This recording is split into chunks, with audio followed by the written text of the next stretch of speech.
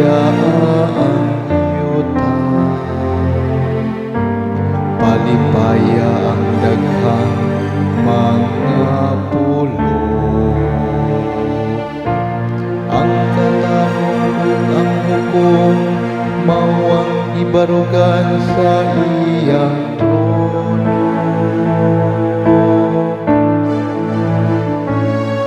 Magsimba ang kaniya, ang tanan iyang mga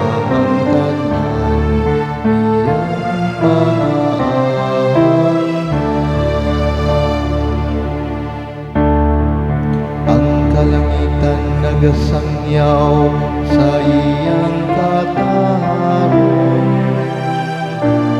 ug ang tanang katawhan nagatanaw sa iyang